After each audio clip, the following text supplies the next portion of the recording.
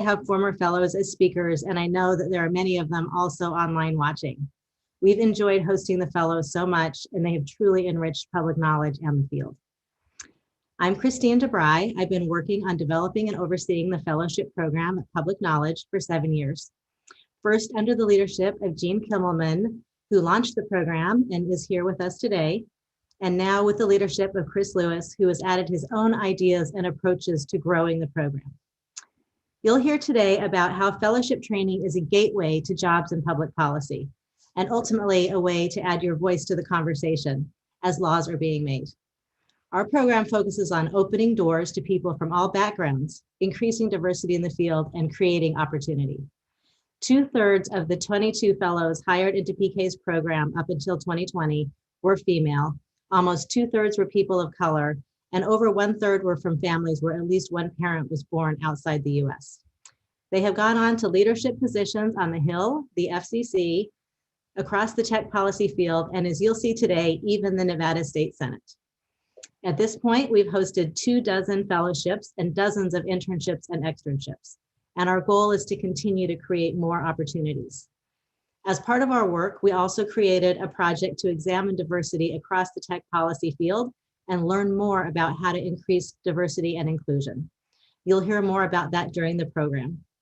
At this point, I'll kick it over to our moderator. He was a 2-year fellow at PK and is now leading tech policy at Common Cause. Thank you, Yosef. Thank you so much, Christine, and to Public Knowledge for hosting this really timely discussion and for inviting me to moderate. As Christine mentioned, my name is Yosef Getachew, and I'm the Media and Democracy Director at Common Cause. Before my time at Common Cause, I had the pleasure of working at Public Knowledge as a fellow for about 2 years. So really the fellowship program is near and dear to my heart for a couple of reasons. But before I get into my experiences there, I just wanted to share that when I was in law school, I was really interested in a career at the intersection of law, policy, and politics, and really trying to figure out how to make systemic changes that impact real people. But I didn't really know how to do that and didn't know what skills I needed to do that. And I was lucky enough after law school to land a fellowship at Public Knowledge, where I realized what I wanted to do, and I'm doing now, is to be an advocate and to do advocacy work, to learn about all aspects of advocacy to make real change. And so over my 2 years at Public Knowledge, while I did a decent amount of legal research and writing, I got a great education and great training in all other aspects of advocacy work. So things like talking to the press about key policy issues, or organizing coalitions and bringing in diverse stakeholders into coalitions, or engaging in a number of Hill meetings to affect legislation in Congress, or talking with regulators at the FCC or the FTC. These were all things that I really had a great experience in learning about at Public Knowledge as a fellow. Things that I didn't really realize played a role in the public policy aspect of how laws get passed and how policies get enacted. And that's really the second part of the fellowship that really changed my perspective on issues and opened my eyes to how to make change. It's the strategic thinking. And that's what I always credit PK for, is how do we think strategically about making policy changes and advocating for key issues. So while we learn about coalitions and talking to Hill staff and building a Hill strategy or filing comments at the FCC, the question and the issue for me has always been, how do you bring all these pieces together? How do you do things in a cohesive way where you have a strategy in place where you are making that change that you want to see, where you are making an impact in one type of policy or another? And these are the types of skills that I'm doing now and taking on now in my current role at Common Cause. The idea is that I'm building campaigns and campaigns based on advocacy, where I am organizing Hill meetings and figuring out a Hill strategy. I am talking to diverse stakeholders to figure out how can we form a coalition to make a change in a key policy issue. How do we bring folks to the table that aren't always at these policy tables? And doing it in a way where I'm utilizing all the skills that I've learned at PK. And the last point I want to mention is that the fellowship program isn't something that ends with me or with individuals. What I've learned is that you always want to pass it on and use the training and skills you've learned to bring on the next generation. So I've been fortunate enough to hire my own fellow at Common Cause, who I am hopeful is learning some of the skills that I learned at PK, and I'm passing down in a way where he is understanding what it means to be an advocate, what it means to be a public policy or public interest advocate to make change in ways that others can see and follow your lead. But enough about me. I just want to turn it over to this all-star lineup of panelists who all have unique experiences in fellowships and the public interest advocacy space at large. So we have Chanel Hardy, who is currently the civil rights head at Google, Gene Kimmelman, who is the former public knowledge president and currently at the DOJ, Dallas Harris, who is the state senator at Nevada, and Sion Tesfaye, who just completed a fellowship at Public Knowledge. I want to start with Chanel, and I'm hoping you can just share some of your experiences as a fellow and what your career trajectory has looked like over the years. Hi, everyone. It's good to see you today. And Yosef, I would definitely say when you say the all-star panel, we definitely include you as part of that. For folks who have not followed Yosef's work closely, you are missing out. He is definitely one of the key leaders, present and future, of ensuring that we have a communications and telecom and media, and insert all the words, tech, policy world that really benefits all of us. So it's a privilege to be with you today, as always, and with the rest of this panel. I was a fellow for PK, and I like to think of myself as probably kind of an outlier, which I think is exactly right. I came to PK's fellowship after completing law school, where I thought I wanted to be a public defender, working with juveniles. I had taught fifth grade in what was then called inner city DC. All of my students were on free breakfast and free lunch. So you can imagine there was some really challenged environments that I was seeing. And it was clear to me that simply being the best teacher I could be, while certainly tremendously impactful, didn't begin to touch the systemic nature of the challenges that were holding my students and their families back. So I went to law school as part of my journey to better understand how systems and power impact the opportunity of people like myself in my community. And so after law school and seeing something similar, I spent a year as a student attorney in a clinic with Public Defender Service, and just really saw, again, incredibly laudable, necessary work with outcomes that were, for me, disheartening at best, because we were still working inside horrendously flawed systems. And so I was kind of at the end of my law school career, fundamentally rethinking what I might want to do. I thought policy might be the next possible journey to explore. And so had the opportunity to interview for the Consumer Reports Fellowship under Gene Kimmelman. And that was an opportunity for me to, it was kind of funny, I'm sure Gene will say when he gets a chance, if he comments on it, it was an opportunity where I was thinking all kinds of things mattered. None of them were consumer issues. And I laugh to this day about how the consumer movement has just not been effective in helping BIPOC folks to see the ways in which these issues are fundamentally issues of justice. So I talked about being interested in education and criminal justice reform and economic opportunity and fairness, and ended up learning about, among other things, telecommunications and media policy. And as soon as I began going through, back then, boxes of papers, and of course, being on the web, online as well, I really saw that in all the rooms that I was in, there were very few people who looked like me, young, female, or a person of color. And so it immediately was like, this might be a thing. And as someone who has always been a passionate bookworm and lover of film, media, and all the ways that we tell stories, it was clear to me that those who have the power to tell the stories have the ultimate power. And so I was extremely passionate about that opportunity. what I would say was most meaningful for me in the fellowship were, one, had that fellowship opportunity not existed and had kind of like the happy accident of me even finding out about it occurred, it would never have occurred to me that there was a career path for me in tech, telecom, media, or policy.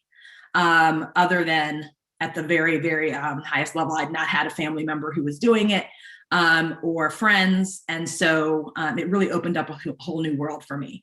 What I think was great about my manager at the time, Gene, is he really did kind of say, go try things and make mistakes and get out there. And of course I did do that because, I was in rooms with, being significantly less experienced than most of the people in the room, but it allowed me to learn quickly because there's nothing like being thrown in the deep end. And by the end of my 1-year fellowship with Consumer Reports, I really had developed a strong network across the kind of multicultural political community in DC, in particular those who were engaged in issues of telecom and media policy. I had, of course, built a network within the consumer world and just frankly built up a good body of substantive knowledge. And then in addition to that, I was given the opportunity to just kind of follow around with the other advocates within the organization and learn from them. So everything from, backup cameras and medical malpractice and debt reform, bankruptcy reform, all of those different types of things, and to see experts in action. And the final thing that I think was meaningful, as you talked about, Yosef, was the opportunity to have substantive work products that I could really sink my teeth into and be able to demonstrate at the end of the time that I had really made a contribution to the organization. And the last thing I would say about that fellowship experience for me is it actually also helped me recognizing the value of my voice as a person who, represent, I don't want to say underrepresented or whatever, a BIPOC person, that I had a unique point of view that was necessary even as a young person, because my experience, to the extent that I spoke up and acknowledged things that were happening, enriched the conversation. So I think all of those things were important. And what it did for my career trajectory is just send me in a career trajectory that married all of my interests, passions, and skills to go into politics and policy to make a difference. And so I went on to work at the Federal Trade Commission, on Capitol Hill, in leadership at one of the nation's oldest and largest civil rights organizations, and ultimately to Google, where I'm continuing to work with all of these communities and to advance this work in a way that allows me to continue to give back to fellowship programs. So I continue to support in and partner with organizations like PK to fund fellowship programs and to really bring together networks of fellows so that we can continue to support each other. I have so many more thoughts, but I'll stop there for now. All of that is super helpful. I did want to pick up on one thread you discussed earlier. You had mentioned that when you were a fellow for Gene, you saw how you're one of the very few young people, woman, person of color in this space. How was it interacting with other colleagues and trying to get your thoughts and ideas in the conversation? And as your career has progressed, how do you think about getting more diversity into the policy space, specifically around tech issues, and how have fellowships kind of impacted that? Yeah, well, I will say some of this is probably my own personality, and some of this was probably having Gene's support, but I was fairly assertive about just kind of speaking up and contributing my opinion because I felt that there was a safe space to do that. I didn't always, it didn't always have produced the result I might have wanted, but I was able to be heard. I remember Free Press was having one of their conferences, and I was chosen to be part of a group of people of color attending and had to comment on my experiences of the conference. I was fairly scathing. When you're young, you're pretty, no holds barred, which I think is a mixed blessing. And so, I had quite an analysis about what I saw and continue to see as a tension between kind of the quote unquote public interest tech world and the civil and human rights world that has been working on many of the same things for many, many years and calling it something different. And so I talked a lot about that. But I think that what I, again, learned, and I continue to see this throughout my career, is there have been spaces where I've been like, I have nothing, like there is no comparison. We're just in totally different worlds in terms of the credentials that I'm bringing to this room and that others are bringing. And that's not about whether I am, talented or skilled. It's about literally, I'm sitting at a table with a bunch of economists and I'm not an economist. And yet I would have something that I could offer, because things just don't occur to people outside of their lived experience in most cases. And so the fact that you can say something that seems really obvious in a room full of people like you and actually kind of cause folks to think is why it's so critical for us to have diversity in rooms and why it's so critical to be heard. I think that one of the things that we can do to create lasting impact with fellowships is to grow it beyond a pipeline program. We really have to be thoughtful about, having a permanent career path for fellows, often within organizations. And we need to ensure that the same interest and passion in DEI that led to the creation of a fellowship program actually is part of the guiding principles of the leadership of the organization, or else we have a disconnect. And what I mean by that is it's fascinating to me. Again, I'm not picking on, I have many wonderful friends in the consumer movement, but it's fascinating to me that despite seeing fellows in the consumer movement over the years that were people of color, it's still an incredibly, incredibly non-diverse movement that has so much impact on so many different people of various backgrounds. And I think a lot of that is we're still using the same terminology. We're still going to the same places to look for people. And then we're surprised that it's not having an impact. One of the things that has really motivated me in thinking about the kind of informal fellowship program that I run is the way in which I've heard leaders talk about what is now the environmental justice movement, and how, the climate change movement used to just appear to be about the baby seals. And why don't brown people care about the baby seals? Well, what about the brown babies? Nobody seems to care about the fact that we have brown children who are dying of asthma and lead poisoning and having horrendous life outcomes because of the same issues that are facing the baby seals. And once we could kind of create that, get rid of that artificial barrier, we really saw, of course, the tremendous leadership that we've seen really coming up under the banner of environmental justice. And so I like hearing terms like tech justice, or thinking about tech and tech policy issues as social justice issues, because of course they are. And I just always think about the fact that the areas that most impact so many of us are intentionally not particularly interesting and talked about in complex ways, so that if you don't have a particular pathway in, it seems like this is not something that we're gonna focus. Oil we get, tobacco we get. We got to understand, and we're starting to understand, I think, some of the issues around tech, telecom, and media. So, does that answer your question? Yes, and more. Yeah. All right, good. The key message is lived experiences are critical to some of these policy decisions, and fellowships are one of the ways that we can get more of that into this space. I want to turn things over to Jean now, who created the fellowship program at PK and has really done a lot of work around creating fellowship programs and mentoring fellows. So please, Jean, share your thoughts with all of us in terms of the fellowship program you started and where you see the fellowship program going in the future. Thanks, Joseph. Wow, this is just awesome seeing all of you. Gosh. Well, you guys speak for what this is all about better than I ever could. So I have to start off with a little disclaimer.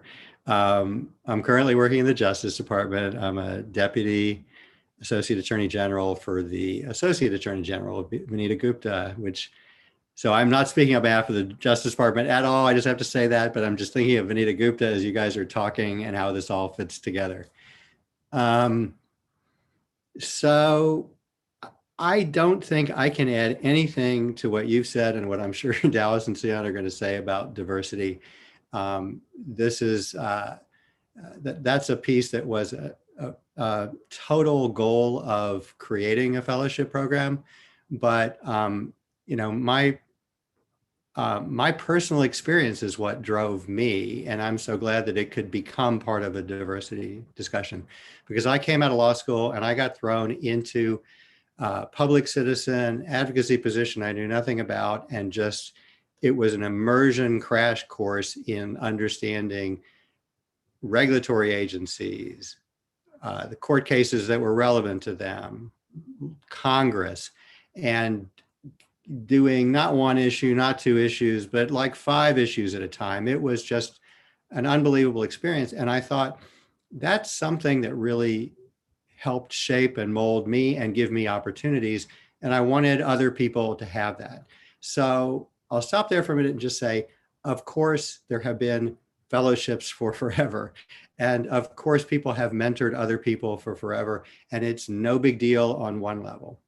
But what I found was in trying to create a program that, as much as I kind of gave everyone else that opportunity to have that same experience that Chanel described, and Joseph, you described a little bit, it was as much a learning experience for me to just see how people could fit into what was going on, and how people from diverse backgrounds could teach me of what I wasn't even thinking about or what I wasn't seeing. Think about a la carte, Chanel. I stepped into so many messes myself. You guys stepped into some of your own. But what really came out of it in the first instance was, after having done it at Consumers Union and coming to public knowledge and wanting to build it, I had to hire somebody to actually structure this program and run it. And that's Christine DeBruy, who has done a phenomenal job doing that. And it was the learned experience of, you can't just throw everybody in the soup and just expect them to just manage everything. There's got to be guidance. There's got to be a framework around it. There's got to be back and forth. There's got to be a feedback loop where people who are fellows aren't afraid to say what's going wrong and what they're not getting to learn and what they don't know. And I'm sure it's not perfect, but and it should be ongoing. It should be for every time we do this, we should figure out how to do it better.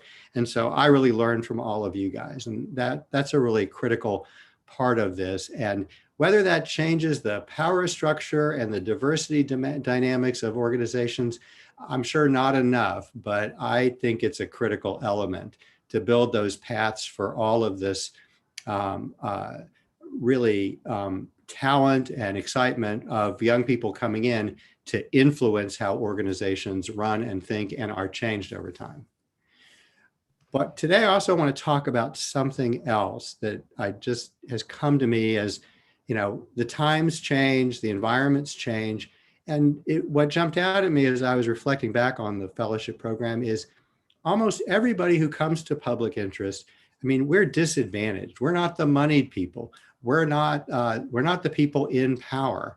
Almost everybody comes with ideology as on their sleeves. It's what's driving them. It's their passion and whatnot. And what I felt like my role was, and of the program that I was trying to build, was because on the ground learning helped me navigate with the big law firms and the big companies that had power and the people who had insider knowledge, was that you needed to build that into a program so that the people with that ideology could have the full opportunity to maximize their impact in the policy process. And that's not by just going to parties with public interest people or people who are tech progressives or people who are your best friends. It's having to deal with the enemy or the other people who you disagree with, or however you want to characterize, the people who are not like you. And the fact of the matter is, most people in Congress are never going to be like you, and many regulatory agencies as well. And it was the whole idea of creating, frankly, the best and the brightest, the Ivy League of doing advocacy is not in Ivy League schools. It should be in the halls of Congress and in NGOs and in regulatory agencies and in the courts where you need them. But a lot of it is right there in Washington for DC related stuff, and then every state capital, and you can go on. That's the Ivy League that matters here, and a structure around it that really enables the interactions, the skill development. Everybody in an organization can contribute something to a fellow, and a fellow can contribute something to everyone there. And that's really the process that's there. When I look out there at all of you and many others who aren't on this, I think of some of the most accomplished people in the policy world and who have traveled in different positions across different kinds of organizations, government, private sector, but who have that unique set of skills that isn't book learned and taught that way, that can't be learned that way, that has to do with practicing policy, taking risks, learning from mistakes, and building on it. And I think that's what's really this is all about. And so back to where I started, you can have your own fellows, you can have summer interns, you can have informal relationships. But I've got to say that the thing I am most proud about in terms of PK and all of you participating in this, and many of you have worked through PK, is the idea of a structure that can perpetuate this and can grow this over time, and where people can use it as a model for other structures. But we can't let this just be one-offs. This has to be built into the system, or I don't think you're ever going to change. You're never going to have the chance to change the power dynamics that are at play. You may never succeed, but you get a much better chance by building this kind of a growth opportunity and skill development opportunity into all of our work. So I'll stop there. Super helpful. I want to pick up on one of the threads. You said a lot of really insightful things, and what really caught my attention was this Ivy League of Fellows concept of not having folks in Ivy schools or other elite institutions, but as fellows with their lived experiences making changes. And really, one of the things that I always refer to you as is the godfather of fellows, because you have just mentored and trained so many fellows over the years.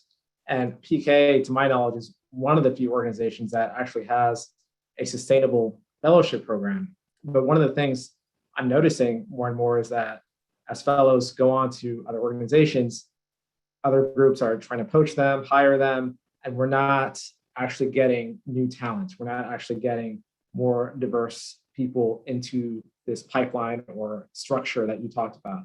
So the question really is, how do we attract new talent, both from individuals who can be great in this space, but also on the organizational end to create these programs to give them opportunities? Well, I have not been able to crack that nut completely. I mean, I've gone to so many funders who, have described it as great idea, but not programmatic. That's not the way we fund. If I were talking about human rights in the global space, people would get that it's capacity building, but somehow when you call it fellowship, training, opportunities, building the pipeline, it doesn't resonate that way. So I wish philanthropy would embrace this, but I haven't been able to, crack that nut. I think we got to get in the schools. I mean, When I started at Public Citizen, we were paid $10,000 a year right out of law school. It was a long time ago, but $10,000 wasn't much then either. The expectation was nobody was going to last more than 2 years because you couldn't live on it.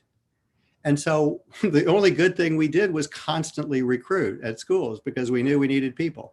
Now, we did go to the Ivy Leagues, and I wish we had done a lot more than that, but you've got to get out there. I think we need to go into the communities and show people, and I know PK has been trying to do that, hope others are, of getting the opportunity in front of people. I know that I would never have gotten my first job if I hadn't seen it in a newspaper advertisement.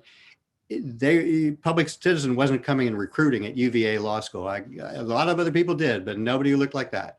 And we've got to do that. So that's another part of the infrastructure of being able to get the word out there to schools and get it in front of people that this is an opportunity. And then you got to have enough money to make people have a decent, be able to make a decent wage on a first job, at least like a clerkship level or something like that.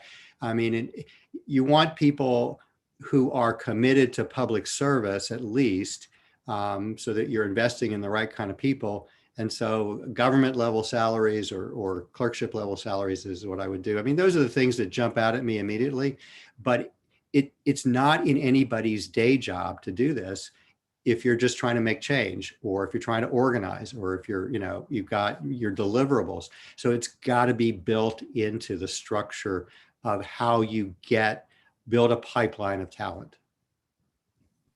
Yeah, I think that's the exact approach I'd like to see other groups emulate. It's not just about let's rely on one or two organizations to create this program and then we can just take the talent that they trained up and take advantage of that, but let's also recruit, find diverse talent and build up our own fellowship program so we're all contributing to this ecosystem of diversity and public interest advocacy.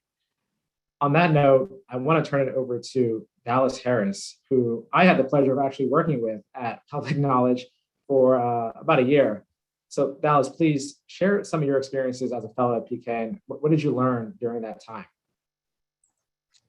Well, it's great to see you, Yosef. Just a quick little story before I jump into it. I was about a year into my fellowship at Public Knowledge, and Yosef actually came down to Public Knowledge and met with me when he was thinking about this fellowship. I wanted to learn a little bit about what it was about, if it was something he'd be interested in.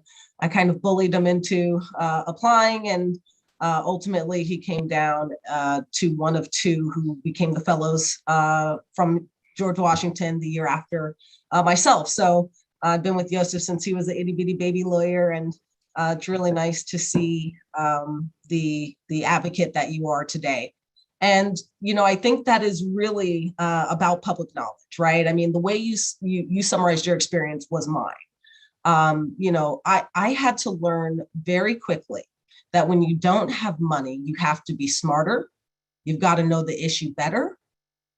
And it's not enough to know the issue. You also have to have the traditional advocacy skills to persuade people, even when you have the right idea, right? Like that is often not enough. And that is something I use all the time in my current position in the state Senate, right? That's something you learn very quickly.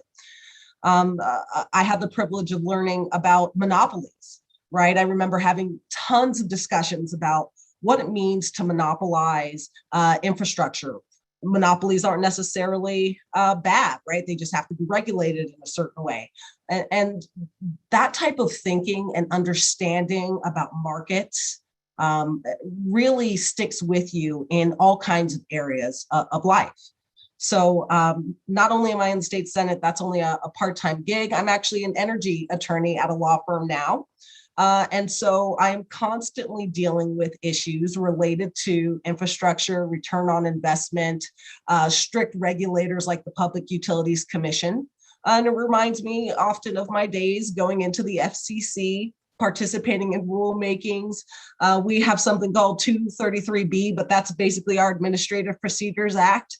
And so I know all PK fellows are fairly familiar with that. And these things are life skills, not just professional ones. And so, when you have the opportunity to sit on panels, to moderate panels, to sit in the room with FCC commissioners, to sit in the room with staff of Congress members, these are not experiences that everyone gets to have. And so, you take advantage of it. I had the opportunity to be on television. I had the opportunity to be on the radio. And that is all something that has to be deliberately set up by someone like Jean, like Christine, and like ourselves. And again, I've taken a lot of this with me. I kind of almost didn't realize it until now, but in my last session, I had 5 students from the university who kind of interned with me throughout session. And I guess I'm kind of noticing that my inclination to do that probably comes from what I learned at Public Knowledge and being instilled with that idea of climbing the ladder. And then, of course, making sure you're reaching back down and bringing others up with you. Super helpful. So, you actually showed me the ropes my first few months as a fellow at PK, and I shadowed you and a lot of the work you were doing. We did meetings together and we wrote comments together and listened in on your press calls. I think you were actually, if I'm not mistaken, the first fellow at PK who got quoted in the New York Times. And it was a story where other advocates, much more senior than us, were also in the story. So to me, that was a huge accomplishment that you were able to do that. So I guess my question is, how did you maximize your time as a fellow? The program was only 2 years, and there was just so many things that we had a chance to work on. But how did you navigate that period of time, and what were some of the things you figured out in terms of this is the best way I can make change, or this is the most effective use of my time working on this issue or the other? So I think the way that I tried to maximize my experience was to become a sponge.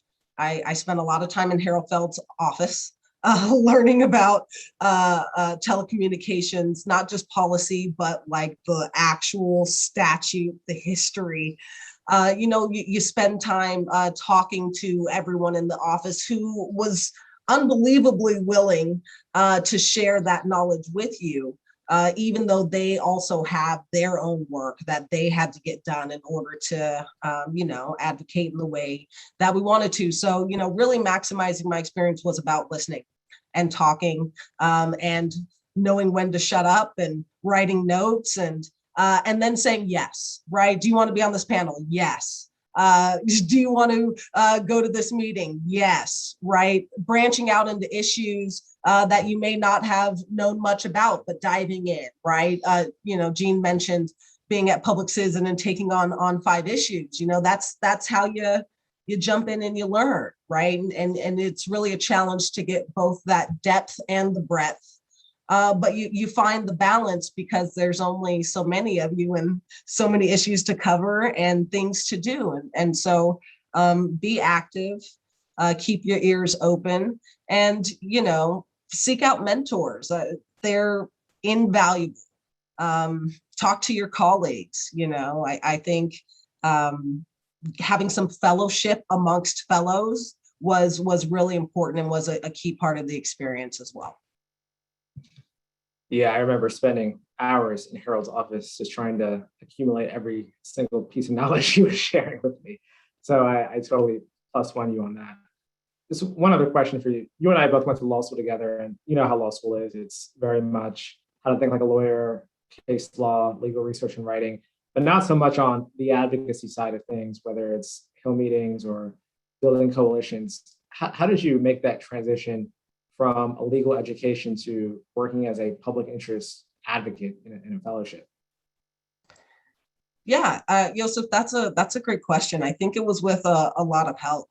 At Public Knowledge, there's a lot of lawyers who are also transitioning from that traditional legal work to the advocacy piece. And so I spent a lot of time, in meetings watching Chris Lewis do his thing, even though he's not a traditional lawyer.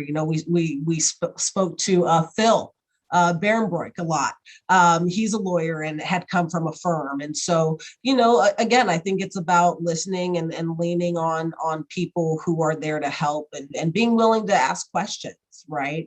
It is a different skill set. And you're right, you don't learn it at law school. You may learn trial advocacy, but that's a little bit different when it's one-on-one and we're talking about, issues that can get heated and passionate. Especially when you do have your own experiences or things are particularly meaningful to you.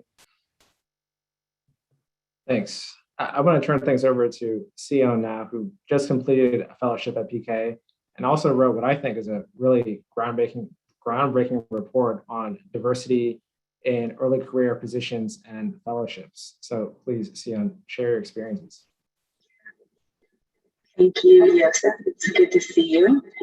So during my fellowship at Public Knowledge, I led research that was part of the Technology Policy Diversity Project. And we believe this research was important because technology is increasingly integrated into our daily lives now, and the policies that govern its access and its use can have a disproportionate impact on people of color. So, when we're having policy discussions about things like, broadband access or algorithmic bias, it's important that those discussions include people who have experienced the world differently, because often they're going to offer very different perspectives on what those policy proposals should look like. So as part of the project, I sent a survey to nonprofits that had a focus on tech policy issues to learn more about, what kind of early career opportunities they typically offer, like internships and fellowships, and what the racial ethnic diversity looked like in those roles. We wanted to learn also what steps organizations were already taking to try to increase diversity and how they would, characterize their challenges in that area. We focused on early career roles, for reasons others have already mentioned. They are foundational in helping people build professional networks that can propel them in their career. They also offer people the opportunity to learn about a variety of tech policy issues under the guidance and support of senior experts in the field within the organization. So I'll share some of the highlights from the report, but I would encourage you all to read it if you haven't. I believe there is a link in the event invitation that will allow you to take a look at it. One thing we learned was that job opportunities are primarily circulated within tech policy groups and their networks. So access to these networks is actually really critical. If the originating networks aren't diverse, mining them for job opportunities won't likely yield a very diverse applicant pool. One thing to consider is expanding recruitment to a wider range of institutions, including academic institutions that primarily serve people of color. In addition to sharing job announcements with, minority serving academic institutions, organizations could also consider hosting on-site or virtual events to increase the visibility of these opportunities. We also learned that for organizations that did offer early career roles, the rate of pay was sometimes low.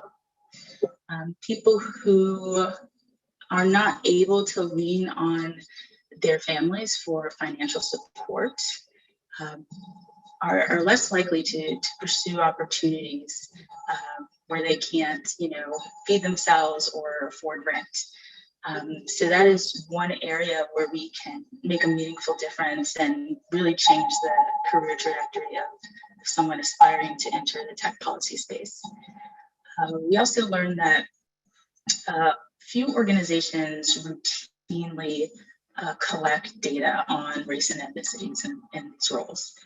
And, it's really hard to set goals for increasing diversity in your organization if you're not keeping data and looking closely at the trends in your organization. Data can help an organization develop measurable goals. So the full report is called, it's now in the chat, I think. It includes all of the survey results and what I've learned from talking with thought leaders on diversity. And I'd encourage you to read it. And my hope is that it will inspire people to reflect on their own practices and their organizations and think about what they can do to try to increase diversity. Thanks for that. Yeah, the report is amazing. And to me, what makes it so unique is that civil society oftentimes likes to critique other institutions, and rightfully so, but oftentimes doesn't look at inward and look at some of the challenges they have with diversity and hiring early career positions. One of the things that I know you mentioned and Jean mentioned, I think Chanel mentioned, is the salary piece. A lot of times these fellowships pay very little. I know when I was looking at fellowships in law school, most of them that I saw paid a stipend or nothing or very little. PK was actually one of the ones that paid a livable wage. So I was wondering if you had any recommendations or could talk a bit about how the report looks at ways that organizations can meaningfully pay fellows or compensate them in ways that they can actually pay their bills. The reason I discuss compensation in the report is that, I want people to understand that this is a place where you can really make a difference in somebody's career choice. We don't offer sort of a prescription on what exactly to pay interns and fellows, but what I'd say is this: if you live in a major city, think about what it costs you to live there comfortably. Rent, commuting costs, food, and use that understanding to inform your compensation structure. Even if the opportunity is only 8 weeks, 10 weeks, or 12 weeks, that's still a really long time for someone who comes from an economically disadvantaged background. It's a really long time for someone to have to support themselves on a wage that will not really allow them to take advantage of the opportunity. Got it. We have a few minutes. I did want to open it up to everyone and was curious if folks wanted to just share one or two memorable stories that they have based on their experience as a fellow or their time mentoring someone who was a fellow. Open to anyone who has a story they want to share.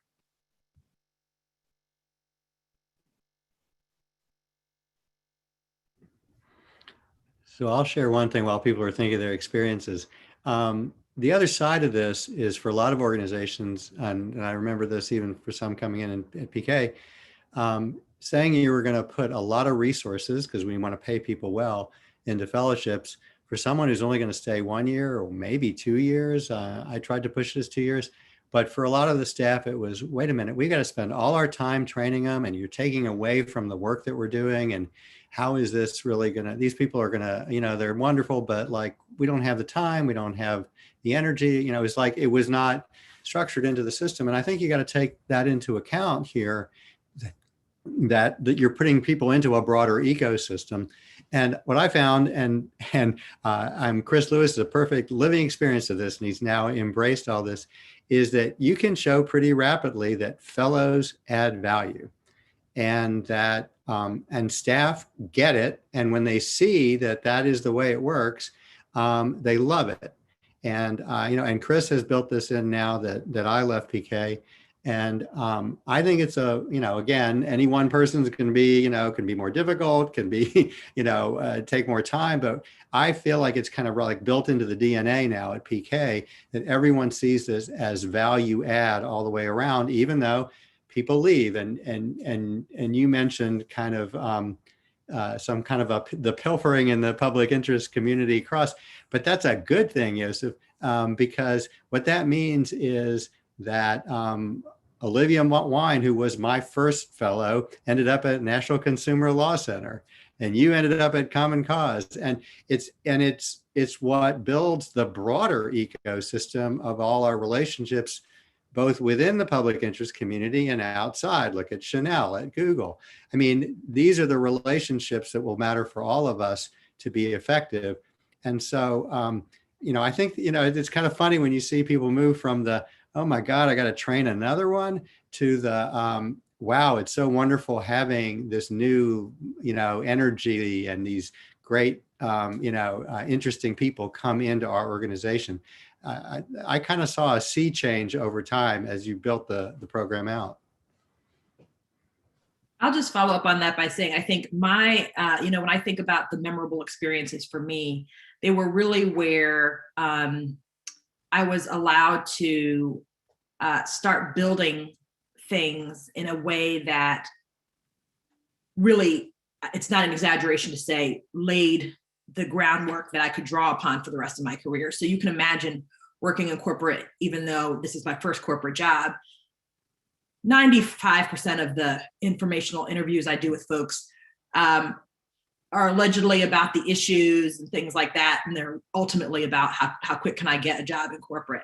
And I think folks are always surprised how much I push back on starting your career in corporate, because especially as people of color, how many places are there where you are, and I'm not saying that this can be taken for granted across fellowships. I think we're talking about kind of what it looks like to have a strong fellowship program, where you can be given the space and the time to really develop your voice around a set of issues that are important to you and build a record that you can draw upon to demonstrate expertise.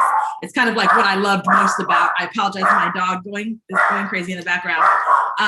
What I loved most about online content creation in the early days, and going back to Jean's anecdote about a la carte, that you could actually expose yourself to an audience and prove to all of those who said there's no audience for your content.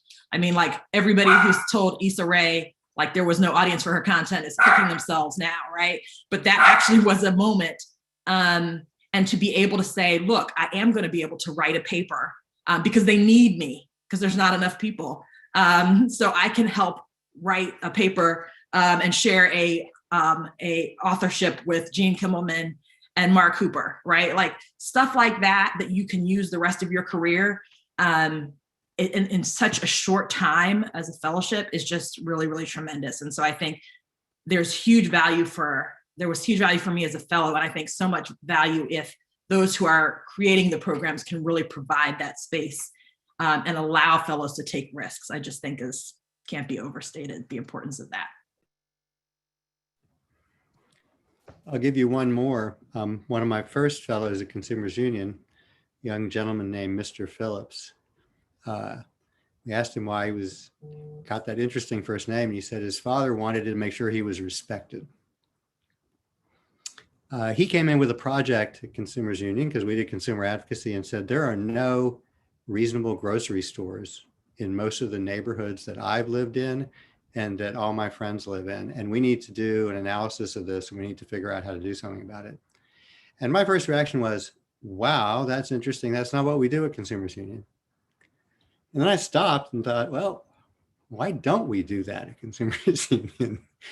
And that was exactly the kind of thing where I is like, wow, what did I just create here? I don't know, but I just learned something that I really should have been thinking about all along.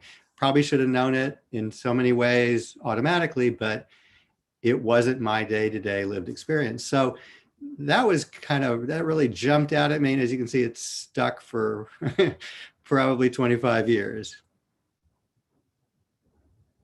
Yeah, it's always amazing how many things pop out when you have new people in the space presenting ideas.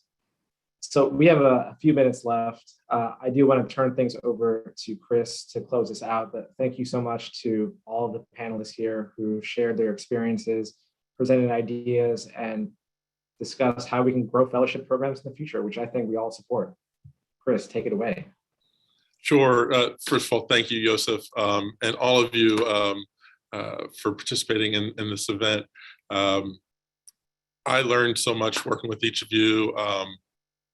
I hope folks really take to heart the stories and lessons that you shared, because this is how we build a field in the public interest field and in tech policy that does what's right for everyone in our country.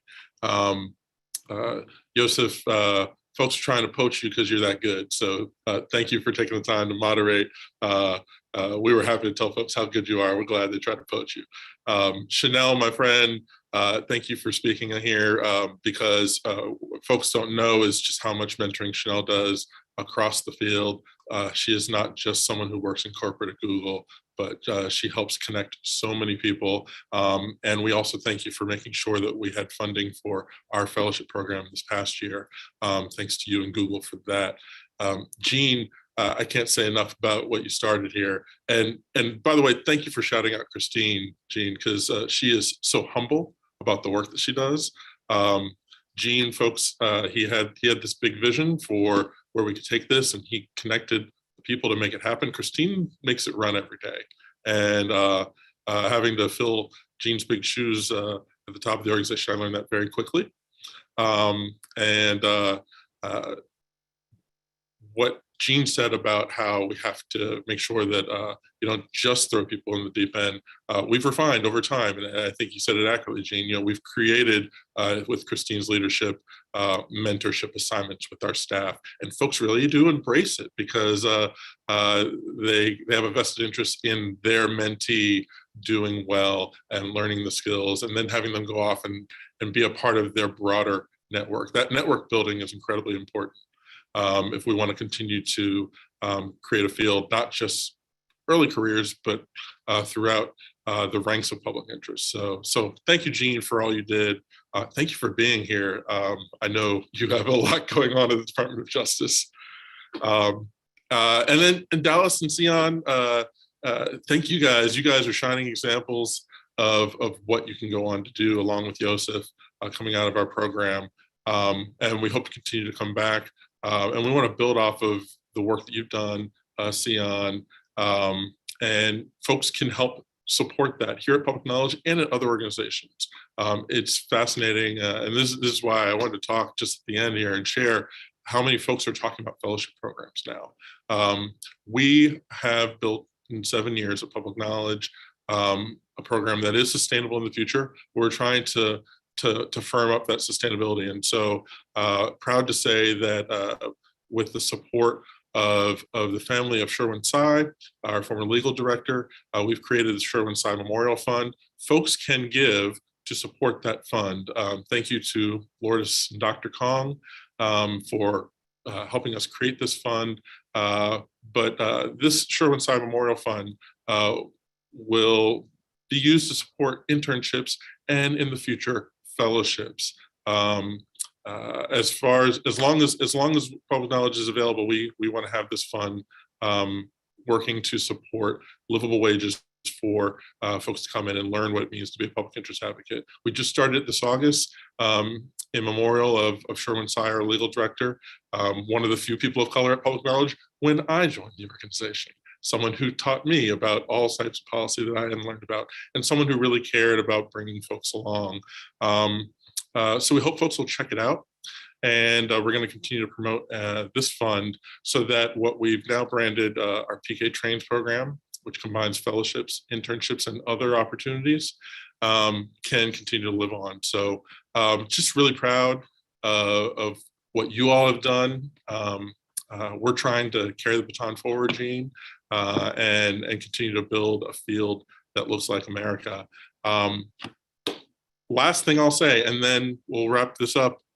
This is the last in a series of webinars celebrating our 20th anniversary. And it's appropriate. We started with our founder, Gigi Sohn, and her co-founders, not to leave out David and Lori, but now we've kind of moved through the issues and the work of the organization to what really I think is, our fellowship program, PK Trains, is the most exciting thing that we've added in the last several years. And we have a forward-looking event to wrap out the 20th anniversary year that we hope folks will check out. This is our Public Knowledge 2020 Visionaries event. It's going to be held at 2 p.m. on December 16th. And should be able to find information about it on our website. But this is looking into the future. We want to honor and recognize young, talented, influential people in tech policy, like the folks here who've come through our program, and celebrate how they're going to shape tech policy into the future. So we hope you'll join us on the 16th to wrap up our 20th anniversary year. And we hope you'll continue to follow Public Knowledge in all the ways that you can as we go into the new year in 2022, because we have so much important work to do. Subscribe to our YouTube channel. This is available on our YouTube channel, as are all the other 20th anniversary videos and lots more. So just wrap up by saying thank you to all of you for participating. And we look forward to seeing you at the next event on December 16th. Thanks, everyone. Where's Christine DeBruy? Christine, come back. There she is. Thank you, Christine. Thanks, everybody. It was really good to